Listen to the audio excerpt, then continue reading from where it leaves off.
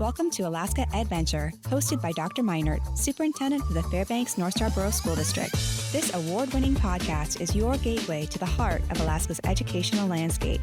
In each episode, we'll explore the unique perspectives of guests who are shaping education in the last frontier. Join us on Alaska EdVenture as we share the insights and inspirations found in Alaska's K-12 classrooms. Welcome back to the Alaska EdVenture podcast. This is Dr. Luke Meinert, Superintendent of the Fairbanks North Starborough School District.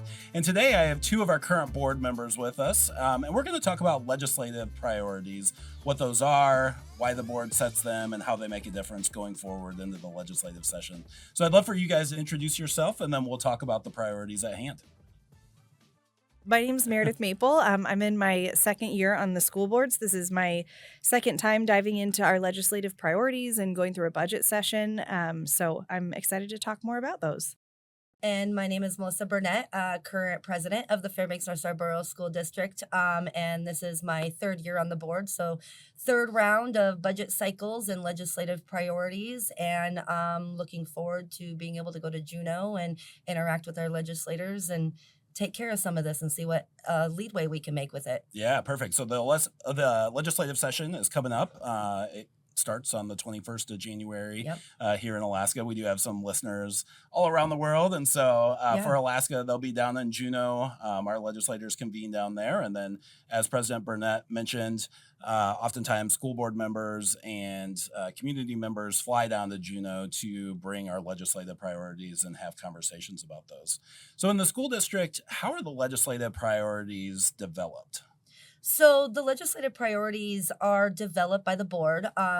We get together usually sometime at the beginning to late October, early November, and start discussing what our needs are as a district. And so we look at our budgets, we look at what our teachers look like, we look at what our student population looks like, and we kind of dive into things and go, okay, out of all of this, what is of importance and what can we take to Juneau to say, hey, this is what we find to be what our district needs. And so the board gets together and we decide on a few things that we think are a priority.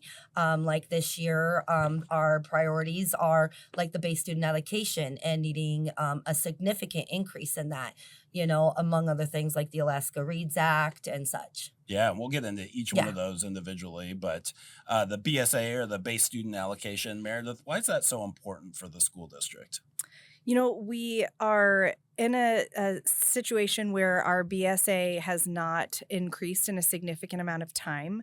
So we are consistently relying on one-time funding from our borough and our state. And an increase to the BSA would give us more reliable funding for the future to plan for.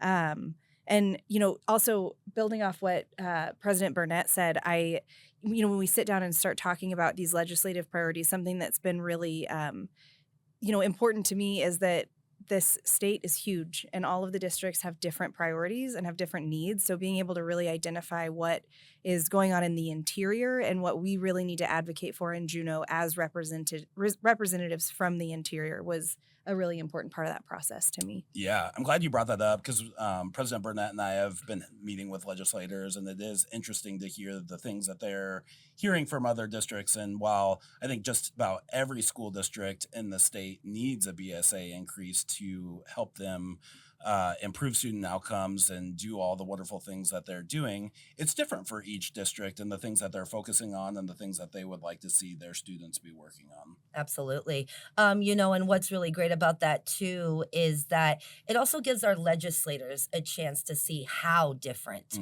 that our districts are, right? And how that funding that they could be giving us is used in so many different ways. Like for us, our Base Student Allocation being a bigger district, it goes into our classrooms to help reduce class sizes, to help get teachers into our district so that those class sizes can come down, among all the many other things that we need to have for our students. Absolutely. And one of the things that's on the table In our budget, we're assuming already a 680 increase, which was in one-time funding last year. If it would have been in the BSA, we would have a little bit more certainty about that, but it's not. And so we're making a big assumption that we're going to get at least that one-time funding this year, as well as a similar amount from our local contribution here in Fairbanks. And what would like an increase over that 680 do for us as a district? So over that 680, I go back to those class sizes. I mean, right now, what we're looking at with everything that we are doing with our district, we're still going to have that $6 million deficit. And so if we were to get a sustainable increase into the BSA, we could lower our class sizes, that PTR, that pupil to teacher ratio, and we could also bring back programs that we have cut in the past, like ELP or like elementary band and orchestra. That's what I go to every time, is that every time we cut something one year, it's gone now, and it becomes the status quo that, okay, well, with 680, we made it work without that ELP. And, many years before, it was the elementary orchestra or whatever it was. And so when I think of just being able to not have a deficit alone, but that if we actually have significant, adequate funded education, that there's so many things we've cut over time that our kids deserve that we can't even consider adding back when we're looking down the barrel of a $16 million deficit. Absolutely. And, the school district feels the same inflationary pressures as homes do, as other businesses do, without any ability to raise our own revenue. I've talked about that a lot on our podcast, that it would be easy if we could go out and raise our own revenue and generate different things and then be able to spend against that. But we're fully at the will of what the state and the local municipality provides us. And so for those that aren't here local and haven't experienced the cuts or heard about the cuts that we've made over the last 5 years, more than 200 jobs lost. We've closed 4 schools. We've increased class sizes. Our special education staff has been cut alongside of exploding special education students. Our extended learning program, which is our gifted and talented program, has been pretty much cut. We've got a few teachers left to meet state requirements, but our students that are gifted and talented really aren't receiving the services that they should. We've reduced funding for activities, which we know that's one of the biggest things to drive attendance in school. Attendance in schools across the country has been struggling coming out of COVID. And here in Fairbanks, we're doing great things, and families and students are stepping up and coming back in and attending more regularly. But with those cuts, it makes it tough. Students like to come to school and look forward to the activities that surround the schools. We've cut administration by over 20% in the last 5 years, and we've had operational cuts. We used to have a print shop that we no longer have, and we've had big cuts to our custodians and maintenance. And so for those that critique the district and the board specifically about not doing the hard things, I say all this because you have been doing the hard things year after year after year. And so now, what I'm going to say, it's time for the legislature to step up and make some hard decisions as well. We know there's competing priorities at the state level, but our kids should come first. They really do need it. Absolutely.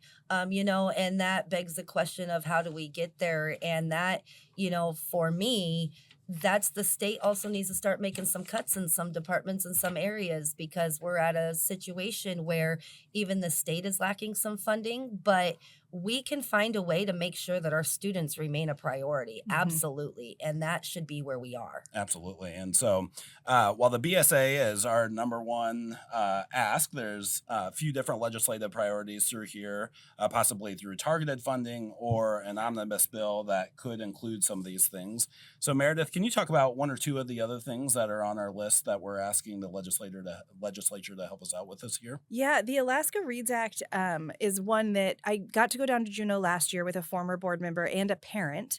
And we talked about that in every single office we went into, about how, this came down as a mandate and it's been implemented incredibly well in our district, and it's been implemented beyond its intended scope. It was for K through 3. K3, yep. And we've implemented it through all of our schools. And so sitting in those offices, chatting about this, especially as a parent with a child benefiting from the Alaska Reads Act, and the other parent that came down with us as a representative, her children had also had intervention because of the Alaska Reads Act. we're able to see that, our state put forward this mandate. It worked.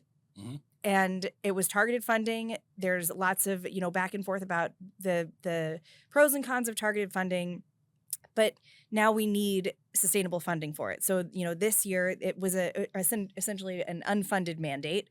So we asked last year, could you give us targeted funding for this? Because we know it worked, but we need support because we're having to pull from our other areas to support it. So going back, being able to talk about a program that came from the top down and has been effective, but that now it needs to be funded for us to continue it and for it to continue to be effective. Absolutely. I love that you brought that up because our legislators a lot of times love to talk about accountability, and what a better example of you set an accountability measure. You can see it's working in our district and across the state. So now it's time to invest in it, right? Absolutely. You can't wait to not invest in it. I mean, they've used the argument at times, well, we can't invest in it because it's failing or we don't have accountability around it. But this is something that there is accountability around it and it's working. So it's time to invest in it. One of the things, and I think I've mentioned it on the podcast before because I tell this story all the time, but the state wants us to have smaller group sizes when it comes to interventions and the Alaska Reads Act. The only way to do that is to invest in it and have more teachers and more support staff that can provide the interventions necessary to improve reading skills. And just a huge shout out to all of our staff in our buildings that are making this happen. They're overcoming extreme challenges, but the passion and drive that they have to see this be successful for each of their individual students is amazing, because at the end of the day, it's not about the percentage increase in the data and all that. That's great. I geek out about it. I love it. But it comes down to those individual students and what a life change that's going to make for them because they're now proficient in reading. Well, and what's great for me with the Alaska Reads Act is to go into our schools, right? So you go into our schools and you make these visits, like our Denali Elementary, one of our schools there, the Walk to Read program that they're doing. What's incredible is to walk into a classroom full of, there's like 10 or 12 because they're the small little groups that they're doing for the Walk to Read program. And you walk in and it's mostly kindergarten. It's got a couple first, second graders in there. And they are doing phonics and they're putting words together, they're sounding them out, and it's kindergartners who are doing this. And then you've also got, these older kids who are going and they're reading novels and they're processing and they're understanding. And it's amazing to see the different groups and the different levels and how it is working for our students. And that's a true testament to the Alaska Reads Act. You can see it. It doesn't have to be a percentage. Walk into the classroom and see what they're doing. Absolutely. Melissa, can you talk about the deferred maintenance that we're asking for this year? Yeah, absolutely. So the deferred maintenance is another big one. That's always a big one. Districts always have a deferred maintenance list. But specifically this year, we have had a increasing problem out at North Pole High School. Their mechanical and electrical upgrades are being needed. And they have been ranked 7th on the major maintenance grant. But that's a testament to, we need this moved up even further. I did get a comment one time from a legislator that was like, well, we've been hearing that this has been a problem. So, it's been like 6 years and you're still making it work. It says, yes, it has been a problem. 6 years ago, it was a small problem. Now it's a massive problem. And, I told the stories of classrooms that have been chillier, especially last winter, and things that we were going through. And so this is huge for us, and we really need to get these upgrades worked on and a good running system at North Pole High School. And so this is huge for us, and we would love that targeted funding in the deferred maintenance so that we can take care of this. Absolutely. Before it becomes catastrophic. Yeah. Yes. I mean, this is a basic need, right? It's Yes. not This is heat. fluff on top of it. Yeah. And for those that don't know, Fairbanks, Alaska is extremely cold for at least 6 months of the year. We And had so 2 weeks last year what was below 50 degrees. Yeah. It was 50 below zero. 50 below zero. And when you have classrooms you can't keep heated, that's not just a need, that's detrimental. Our students need to be warm. If you're not warm, if you're always cold, you can't learn. Absolutely. So, well, thanks for talking about that. We're Absolutely. really hopeful. I think that's something that might be attainable this session. So keeping my fingers crossed there. How about transportation or special education? I know for transportation, the thing that when I first joined the board and learned that our transportation funding that we have to supplement it from our other funds, which we would much prefer to have going into classrooms. Yep. Of course, transportation is paramount because we have to have the kids in the schools to be able to provide their education. So prioritizing having adequate funding for our transportation needs without having to cut from other areas is really important. We hear a lot that, folks want to see money in the classroom, and we do too. Yep. But you can't focus on the classroom if you don't have the kids there. Absolutely. And I think this is one of those other areas that people just forget about, that there's rising costs to transportation. I mean, we see it in our daily lives. You fill up the gas tank, it costs more. You go out to get car insurance, it costs more. Yeah. If you go to buy a new vehicle, oh my gosh. It costs way more. It costs way more, right? And so take that on a scale of running buses across the community with 33 schools.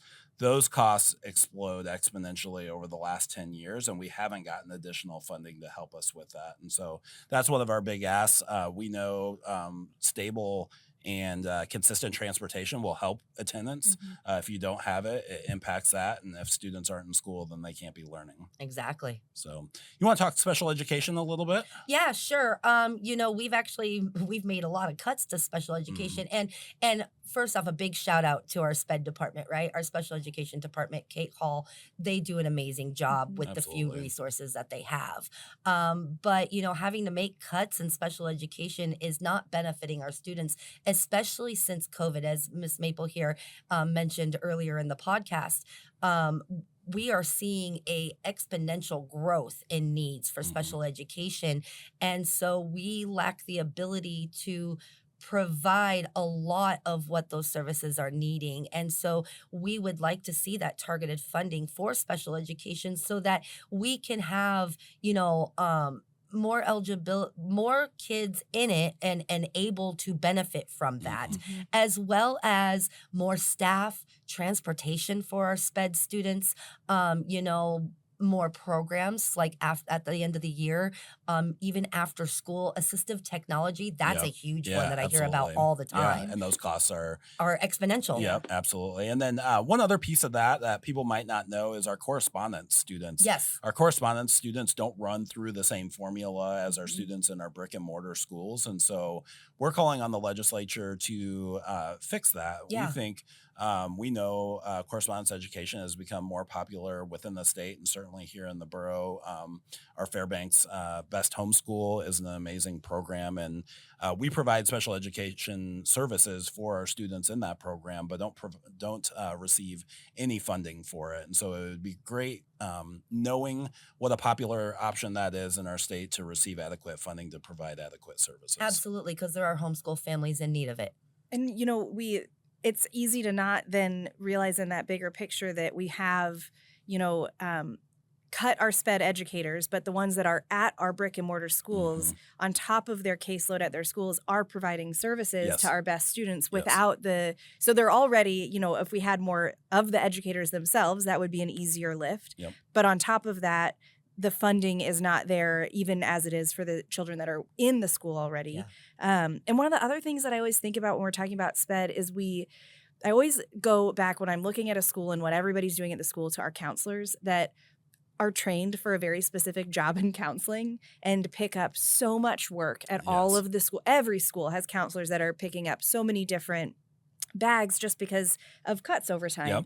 And while they're not providing SPED education, they're doing so much in terms of case management or just helping. I mean, for my daughter, I wanted to have her IEP review early. And so that, ended up falling on the counselor that I said, well, you're my point of contact. How can we make this? And I imagine all the other parents that have a counselor as a point of contact or that it's the administrative secretary or the principal at the school. And so when SPED keeps getting cut and we're not able to invest in that, it's increasing the load that everybody else in a school is carrying as well. Yeah, absolutely.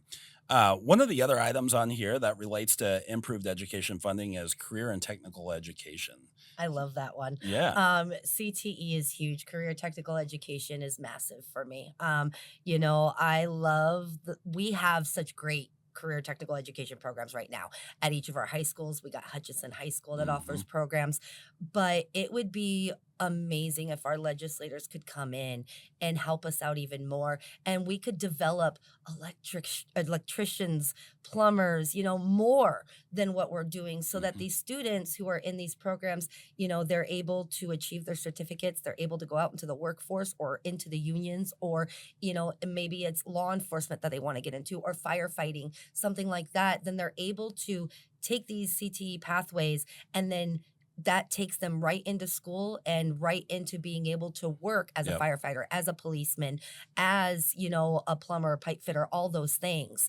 And so we see an exploding need for CTE, and it's such a huge thing across the nation that it would be really great to see some targeted funding so we could offer more of those programs and enhance the ones we have. Absolutely. Absolutely. And kudos to the school board. I mean, this is something over generations here that the board has prioritized CTE funding and has done a really good job protecting the certification pathways that we have. But with the financial stresses that we have as a district, CTE classes are some of our most expensive classes. You've got the equipment costs that can be pretty extreme at times. And then you also have smaller class sizes because of the need of hands-on training and safety within those classes. And so those two things together do make them more expensive, but we have this huge workforce need within Alaska and then in the nation. And so this fits in really well with some targeted funding from the state that they could help us fill that need here locally, train up our students so that they can enter the workforce, which then helps the state of Alaska and helps us all. Absolutely. And it would let us build up our relationships with the unions here. I mean, I heard when I was running, that was something that I heard a lot, was that, involvement in really helping the district create pathways that are going to lead not necessarily just to a union job, but leading directly into these fields where the positions are open. They're waiting for people. But we need help to do it. And you can make an amazing career out of it. Yeah. My dad was a union painter for his entire career. He retired pretty young because of the great career he had. And it's wonderful. He didn't come out of school. He didn't have student debt. He didn't have to do a bunch of different things, but he raised a great family. We had a great life, and it's a great opportunity for a lot of our kids that are in middle and high school right now. Absolutely. All right. The last one under improved education funding is positive behavior interventions and supports. This is one I had to be schooled on during a school board meeting. Fair enough. So this is quiz time, Meredith Maple. What do you remember from that school board meeting? I remember that there has been targeted funding from the state in the past. Yes, there has. For this specific type of intervention and support. Yep. So there's data behind it. And I know that the overall goal is that it is to improve not just outcomes, but environment, right? Environment and the way that we behave in school. And so one of the things coming out of the pandemic that we've heard a lot is student behaviors and family behaviors are different. And so one of the things that we want to intentionally focus on is routines. How do we respond to things? How do we act professionally in school? And so some targeted funding for PBIS models would be great, not only for Fairbanks, but for the state of Alaska, because a lot of times if you don't focus on these things, it's hard to get to those academics. Either the student is being distracting for themselves or they're being distracting for the entire classroom. And so providing and equipping our teachers to deal with those challenging behaviors as well as our students. So. Yeah, absolutely. It really is a great thing. And, what it does is you see the big call out there. You do see a lot of, the student behavior. There's a lot of issues with student behavior. Well, what this does is give the school district tools and a way to be able to address that, like you said, to be able, so when you do have, 3 or 4 students in a classroom that are making it hard for the rest of them to learn, those teachers will now, because of this, be able to have those tools on how to be able to address that, as well as the administrators of the building, anybody who's there, be able to handle these situations so that we're not affecting the rest of the classrooms and we can still educate while also handling the issues at hand. Absolutely. All right. So we made it through our list that kind of nest under improved education funding. And then the other major legislative priority from the board is staff recruitment and retention. Yeah, we have for a few years put a big focus on this. Nationwide, there is a lack of educators. And we know it's not just an us problem, but it is a problem that we are faced daily. And so how do we get our teachers and how do we keep the great ones that we have? And that comes with a good retirement benefit system. The defined benefits is what our teachers are asking for. They want a guarantee that they're going to be okay. Absolutely. And, when you look at the national landscape, Alaska is the only state that doesn't have some kind of defined benefit available for our teachers. Many states still have a traditional defined benefit. Many states have a hybrid of sorts. And so when you are competing, because it is a competition now for educators, they're looking at these things of what is that retirement going to look for me? And if it comes down to 2 states and it's pretty close, and I know 20 years down the road or 30 years down the road when I want to retire that there's no defined benefit, then that other state is probably going to have the upper hand. Yeah. We talked a lot during strategic planning about, when you focus on retention, it automatically improves recruitment. Yes. And how we can do that for our existing teachers. And this is something that comes up over and over again. And I feel, when I look to Juneau and look at who's in office, not just from the interior, but elsewhere, and there are a lot of educators. There's a lot of former educators. That are retired. Some that are retired and have that defined benefit, some that were still in the middle of their career and might not have access. And it makes me really hopeful for this one, that we have folks in Juneau that from this field specifically have felt that pain or could recognize what that pain would be if they didn't have the current benefits that they do. So I am really hopeful that we'll see this one not only be worked on and acted on this year, but I hope that we're seeing this as a priority from other districts as well. I imagine that it is a common one across our state, but I'm feeling hopeful on this one. Well, and with a defined benefit system too, that's longevity for teachers and educators. That's longevity. That's, when you look at, you have some of these new educators who are coming in and they don't have this system. What we're seeing is they've got about a 5-year shelf life, and then they're out. Whereas the ones that are under this system, they're still here and they're still teaching for us and they're not retiring.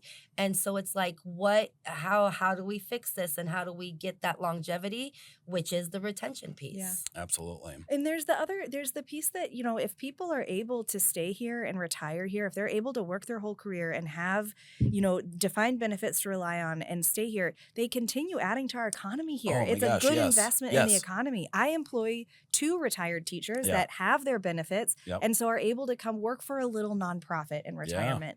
And that's adding so much to, early ed in our community. It's adding so much to the workforce in our community. So they're paying employment tax, they're not income taxes, right? No. I just realized I got that one wrong. Yeah. Not in Alaska. We're lucky for that. They're not contributing in that way.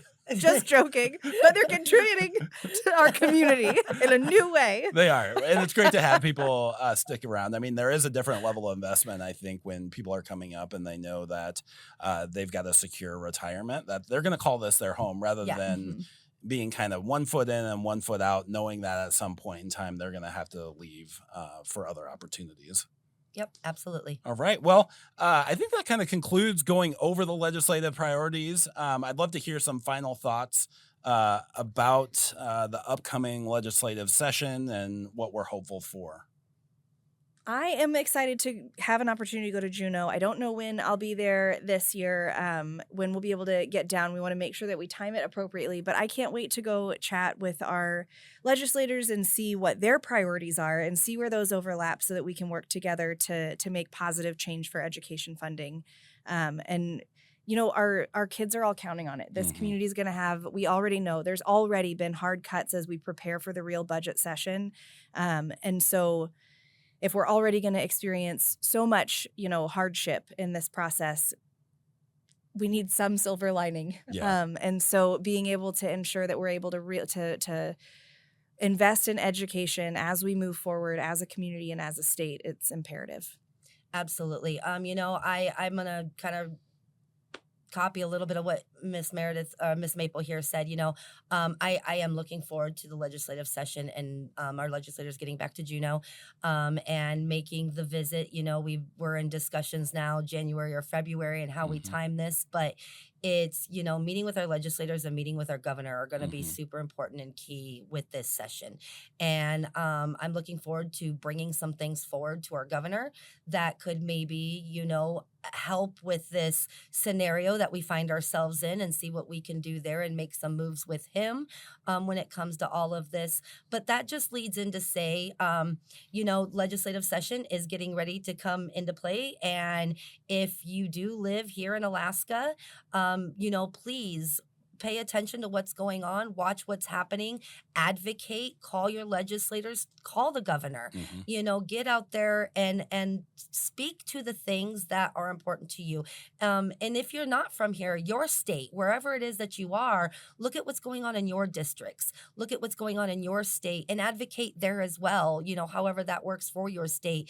It's important that we communicate with our legislators and with our governments. That way they understand where we're at, where we're coming from, and what they can do to help us as we're also trying to help ourselves through this structural deficit situation we find ourselves in. Absolutely. And I think it's critical that they hear from Fairbanks residents. I Yes. mean, our local legislators and interior delegation need help from Fairbanks to tell the story, because they're having conversations with other legislators that are from different parts of the state. And so let's help them carry that message. Yes. And they need to hear from Fairbanks. And so I do wish our legislators and the governor well. They have very challenging jobs, and they have to balance needs just like we do at the local level. And so I wish them well. And we're looking forward to a great legislative session, and are really hopeful for some increased funding for education this school year. Absolutely.